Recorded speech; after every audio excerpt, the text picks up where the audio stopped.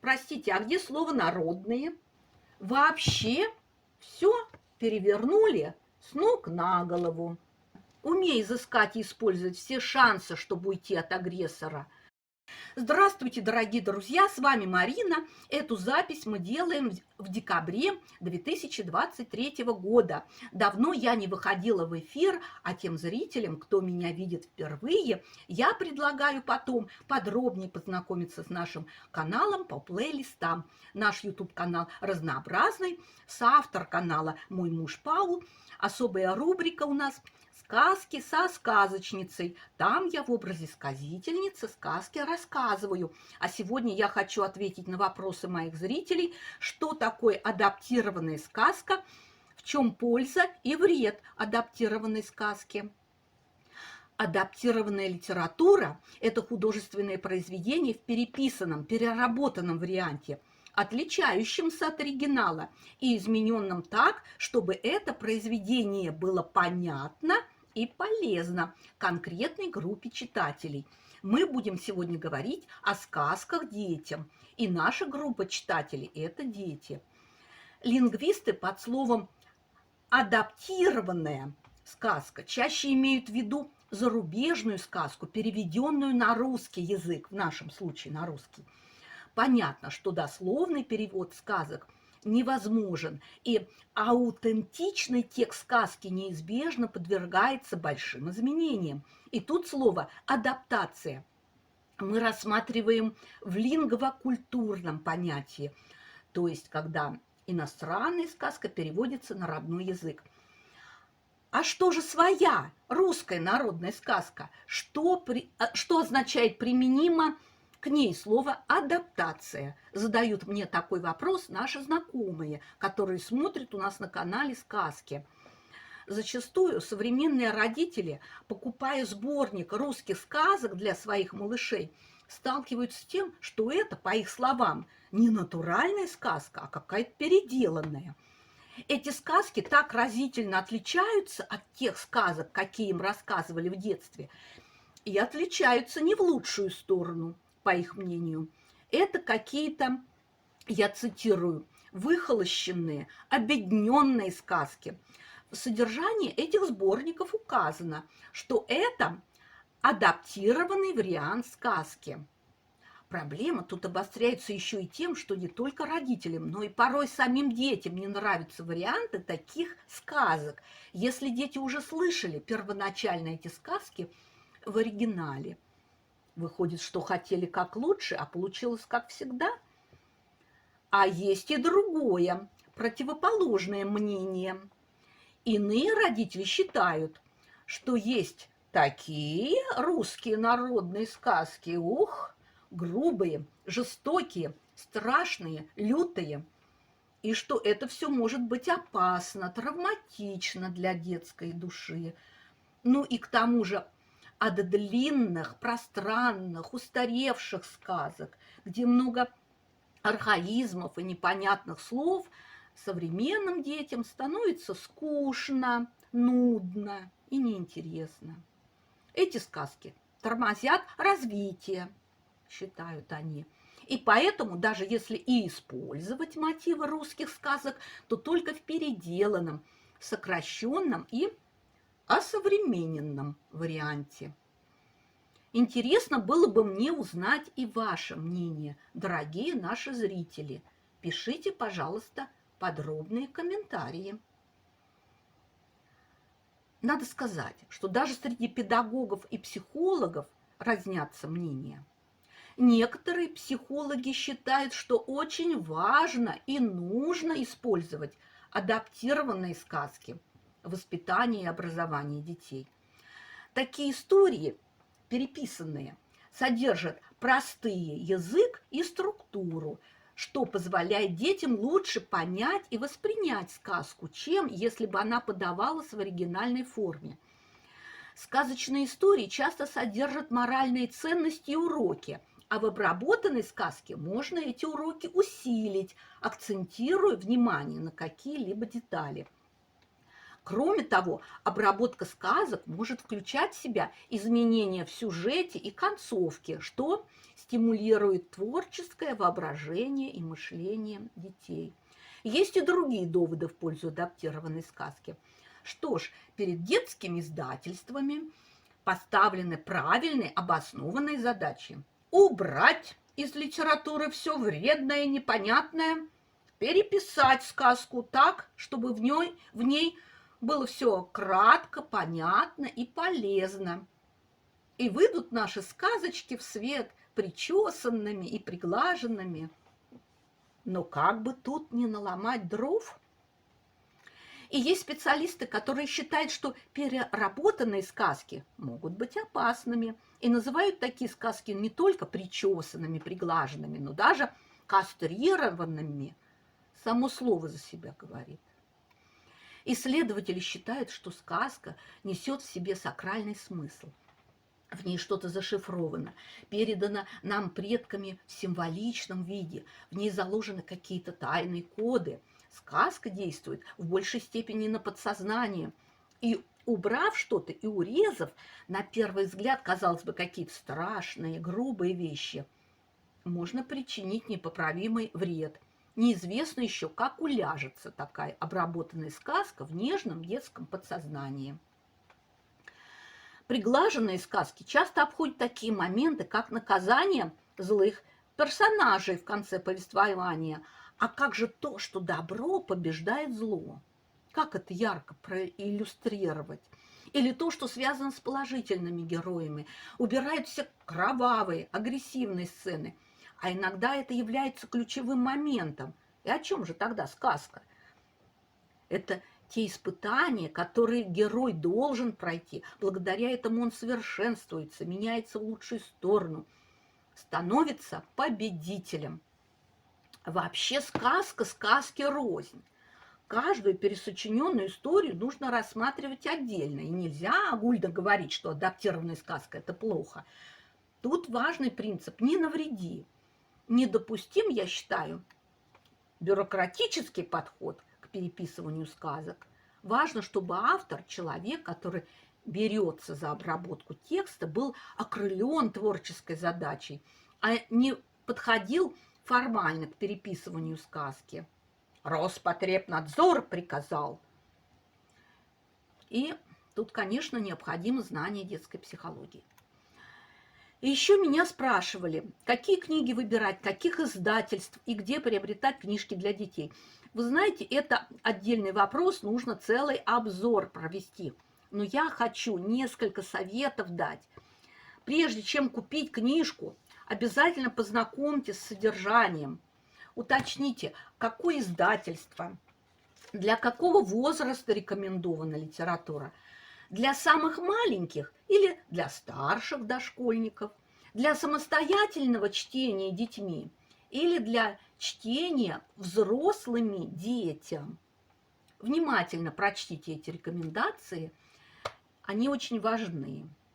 Пролистайте, познакомьтесь с текстом, какой шрифт, иллюстрации. Если вы видите на обложке, например, колобок или красная шапочка, разберитесь, это та ли сказка, которую вы привыкли читать в детстве, или это что-то переделанное, а одно название только осталось. Так что изучите эту книжку с головы до ног, гляньте в эти сказки, по душе ли они будут вам. Ваше родительское чутье тоже должно подсказать вам, станет ли полезной эта книжка, приглянется ли она вашему малышу, чтобы потом не сожалеть, что сказки какие-то не настоящие. Царь, говорят, не настоящий. Говорят, царь не настоящий. Я хочу привести пример вот на этой книжке. Вот на этой книге. Если вы хотели купить русские народные сказки в оригинале, как печатались раньше, то важно, вот внимание, чтобы на обложке так и было написано «Русские народные сказки». Внимание, вот что вот в этом издании не так. Вот, надеюсь, видно. Да? Здесь мы читаем русские сказки. Простите, а где слово «народные»? Что это значит? Значит, друзья мои, это либо сборник, куда могут быть включены, кроме русских народных сказок, еще и сказки русских писателей.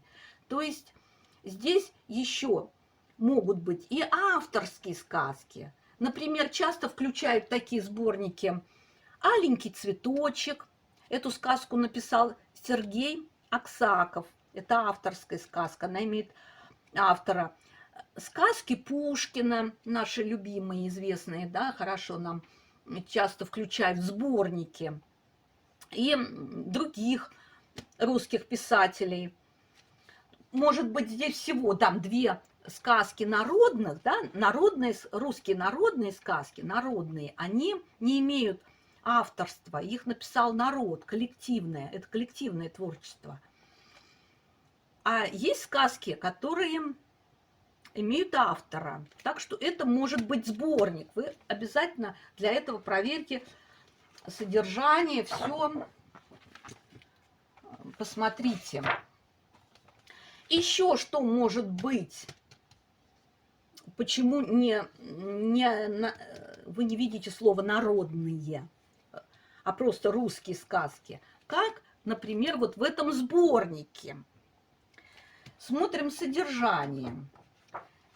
Здесь мы читаем название, казалось бы, русских народных сказок известно. «Гуси-лебеди», «Царевна-лягушка», «Лисичка-сестричка», «По щучьему велению», «Зимовье зверей», «Сивка-бурка», «Финист», «Ясный сокол» и так далее. Ну, здесь написано адаптация русской народной сказки в обработке Афанасьева. Адаптация русской народной сказки. То есть это адаптированные варианты русских народных сказок. И их нельзя назвать народными. Они прошли обработку. Я, кстати, не пожалела, что приобрела эту книгу. Мне сразу понравились иллюстрации. Ну и ради интереса мне захотелось познакомиться с этими адаптированными вариантами. И надо сказать, что мне в основном пришлись эти сказки по душе, кроме некоторых моментов. Ну каких моментов? Вот сейчас будем подробно разбирать, сравнивать эти адаптированные варианты с оригинальными. Сказка «Зимовье зверей». Это супер поучительная народная сказка. В ней заложено два жизненно важных урока. Два. И каждый из них – это вопрос жизни и смерти. Многие, конечно, знают эту сказку. Кстати, на нашем канале она есть. Смотрите, пожалуйста, в плейлисте «Сказки со сказочницей». Сказка «Зимовье зверей». Но сейчас сосредоточьтесь, пожалуйста, на моих словах. Если бы вы вообще не знали эту сказку, я поделюсь с вами своими размышлениями. Первый жизненно важный урок в самом начале сказки, в народном варианте. Это четко звучит в тексте под редакцией Алексея Толстого. В сборнике Афанасьева там начало другое. А вот в адаптированном варианте вообще все перевернули с ног на голову. Мы пока начало сказки пропустим и подойдем ко второму уроку, к тому моменту повествования, где бык, баран, свинья, гусь и петух, совершив побег, оказались поздней осенью под открытым небом в лесу. Итак, мы видим, что эти 5 персонажей – домашняя живность, животные и птицы. Обобщая, будем говорить домашние животные. В сказке, кстати, эти персонажи называются словом «звери», хотя слово «зверь» применимо к диким животным в современном русском языке. Но это сказка, фольклор, и там они звери. Так что же такое должно произойти, чтобы эти домашние животные сбежали в дикую природу, в лес, в непригодную для них среду обитания? Начало сказки мы не знаем, да? И вот бык собрал всех на поляне и обращается к своим товарищам, что впереди зима лютая, и чтобы выжить, им необходимо построить избу. Но животные легкомысленно поступили, отказались. Главное, мол, что сбежали, ноги унесли, а уж дальше как-нибудь прозимуем. Быку пришлось в одиночку построить избу. А вот когда грянули морозы, все звери попросились к быку в избушку согреться. Бык поначалу не хотел их пускать, припомнив, что они отказались избу строить. Звери стали ему угрожать, манипулировать, понятно, да? В образе животных мы видим человеческие поступки и характеры, мотивы поведения.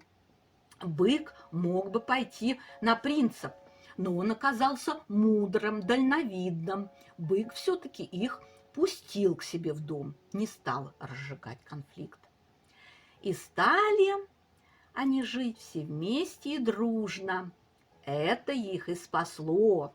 Только все вместе, дружно, эти 5 товарищей победили и отогнали от своей избушки диких лесных зверей, волка, лису и медведя, когда те хотели их съесть. Вот и урок. Если ты оказался в трудной ситуации, попал в непривычную, опасную среду, примыкай к единомышленникам. Нельзя ссориться, разобщаться, нужно держаться коллективом. И не будь легкомысленным, не полагайся на авось, обезопасься, обустройся на новом месте или в новой ситуации. Избушка здесь символ защиты, укрытия от враждебных обстоятельств. А в чем же первый урок? Читаем народную сказку. Суть такова. У бабы и деда жили бык, баран, свинья, гусь и петух. И решили старики скотину на праздник зарезать. В редакции Алексея Толстого даже подробно описано, что сначала старики решили зарезать петуха. Петух узнал и сбежал. Потом решили они заколоть свинью. И свинья сбежала. Так все животные убежали по очереди. Вот почему они убежали. Вот он, ключевой критический момент. Они убежали от смерти. Звери шкуру свою спасали буквально. Спасти свою шкуру, казалось бы, негативно звучит. Да? Этой-то как раз метафорой часто и пользуются манипуляторы, чтобы пристыдить свою жертву, обесценить, чтобы заставить ее покорно сложить свою голову за интересы какого-то чужого дяди. Кто такие дед и баба в сказке символически? Это старейшины, они главные, они решают, кому жить, а кому нет. Это те, кто считают себя хозяевами, сильными мира сего, кто не прочь разжиреть за чужой счет, да? Еще и на костях своей жертвы покататься. Вспоминаются фильмы из детства про гражданскую войну. Не помню подробностей, что из какого фильма, но много там похожих сцен, как вот посадили пленников в сарай, а с утра на расстрел поведут. Так вот, неважно, кто ты, белый или красный, жить каждому хочется. Думай, спасайся. Сделай в сарае подкоп, выбей заднюю стенку, обхитри конвоира, попросись по нужде в ближайшую рощицу и беги. Это я, конечно, образно утрирую. Но учит эта сказка тому, что не будь как безропотный бык или баран, которого завтра поведут на бойню. Ты имеешь право на жизнь, и тобой движет инстинкт самосохранения. Умей изыскать и использовать все шансы, чтобы уйти от агрессора. В сказке даже животные сумели предвидеть и опасность и убежать. А ты человек. Приложи усилий и смекалку. Не стань жертвой обстоятельств. А что мы читаем вот в этом адаптированном варианте? Вот я напечатаю даже вам. Жили у деда с бабой бык, баран, свинья, гусь да петух. Вот наскучило им жить на скотном дворе, захотелось на волю. Взяли они, да и сбежали в лес. Вот идут они путем дорогою и разговаривают про то, что время приходит холодное, ну и так далее. Бык предлагает строить избу. Смотрите, когда, казалось бы, как все лаконично. В оригинале сцена побега, там целая эпопея на 2 страницы. А тут просто, никакой тебе грубости, агрессии, никакого намека на смертельную опасность. Красота. Только вопрос. Каковы же мотивы, что животные убежали в лес? Лукавство какое-то здесь. Вот если бы ребенка спросили, убегать полезно или вредно? Хорошо ли поступили животные, что убежали, или плохо? Как правильно должен ответить ребенок? Вот услышав народный вариант, вот что он ответит? И адаптированный. Мне кажется, тут все перевернули с ног на голову. Не путайте с другой похожей русской народной сказкой, она называется «Дружба зверей». Там нет сцены побега вообще. Там были на свете вот такие звери, бык, баран, свинья, гусь и петух. Гуляли они в лесу, было лето, потом наступила зима, осень, зима и так далее. Похожий уже сюжет. Пришлось строить избушку, и в конце от диких зверей их спасла дружба. А здесь, уж если повествуется, что вначале животные жили у деда с бабой, а потом решили сбежать, то вопрос, зачем они решили сбежать? Что же им не жилось-то там? А дед с бабой вообще они добрые или злые? Кто? Про них даже сказано вскользь в самом начале, в косвенном падеже. Но про них сказано, это важно. Ты уже задумываешься, кто такие дед с бабой. Ну, так вот, жили они, не тужили. На теплом скотном дворе. Баба с дедой их кормили, надо полагать, да? А им, домашним-то животным, захотелось на волю. Вот понимаете, бывает так. Зима на носу, а им приспичило бежать. Ну, прямо романтика. Чему может научить такая сказка ребенка? Да наскучило мне в вашем детском саду. Да я на волю хочу. Дай-ка я сбегу с прогулки. И такие случаи в детсадах в прежние годы были. Рассказывали воспитатели старого поколения, когда еще охранников в помине не было, и калитки не запирались. Вот одна девочка ушла, и нашли ее за 15 километров от сада. Хорошо, что все хорошо закончилось. А когда ее спросили, почему она ушла, то она точь-в-точь вот ответила, как написано выше. Скучно мне стало. Решила в городе погулять. Вот к чему может призвать такой сглаженный момент сказки. Тут есть над чем подумать. Теперь мои размышления о сказке «Василиса Прекрасная». Хочу напомнить, что в русском фольклоре фигурируют 4 схожих женских персонажа. Прошу не запутаться. Есть Елена Прекрасная, Елена Премудрая, Василиса Прекрасная, Василиса Премудрая. Может быть, есть еще персонажи похожие. Напишите, пожалуйста, в комментарии. Мы будем рассматривать сказку «Василиса Прекрасная», где Василиса несет от бабы-яги череп с горящими глазами в дом своей мачехи. На нашем канале эта сказка есть в моем исполнении. Длится она полчаса, а сейчас я коротко передам сюжет. Сказка про то, как злая мачеха решила погубить свою ненавистную падчерицу Василису. Однажды мачеха подговорила двух своих родных дочек подстроить так, чтобы во всем доме погас свет, и отправить Василису в лес к бабе-яге. А о бабе-яге шла молва, что она ела людей как цыплят. У Василисы была волшебная кукла, доставшаяся ей от родной матери вместе с родительским благословением. Василиса попадает в избушку к бабе-яге.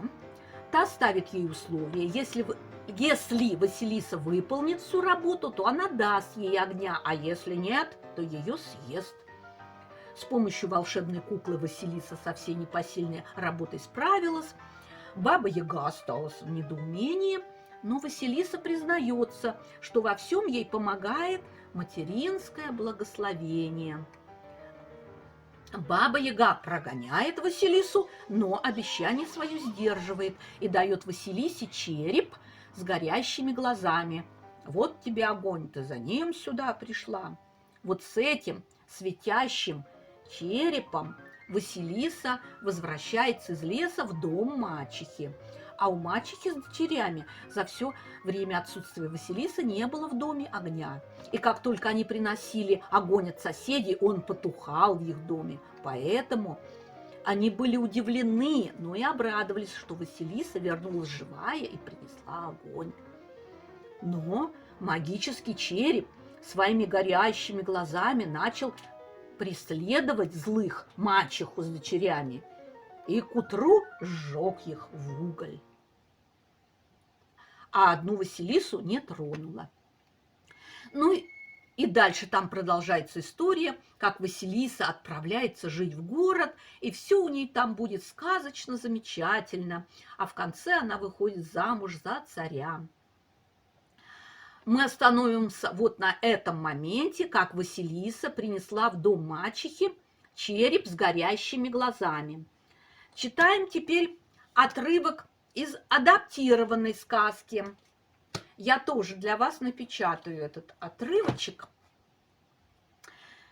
Внесли череп в горницу, а глаза из черепа так и глядят на мачеху и ее дочерей, так и жгут. Те было прятаться, но куда ни бросятся, глаза всюду за ними так и следят. К утру совсем их измучили. Одной Василиса не тронула. Поутру Василиса зарыла череп в землю, заперла дом на замок, пошла в город и попросилась на житье к одной безродной старушке. Мы видим, что цензура убрала этот жесткий момент, где живые люди были сожжены в уголь. Этот сгладили момент, да? Этого нет. И что придумали взамен? Глаза так и жгут, а к утру совсем их измучили. Как ребенок должен понять слово «измучили»? Что ж в конце концов стало с мачехой и ее дочерями? Они что, всю ночь не спали, бросали со стороны в сторону, а череп их преследовал. А под утро они уже с ног валились, и такие уставшие, измученные, легли спать. А как же тогда Василиса утром уходит в город, запирая дом на замок? Она что, живых людей в доме на замок закрыла? Или они насмерть были измучены? Так что же, Василиса какие-то обгорелые трупы в доме оставила? Череп-то она зарыла в землю, а их оставила. Принято считать, что в сказке два смысла – прямой и переносный. А я вам скажу, какие два? Да в сказке их там 22.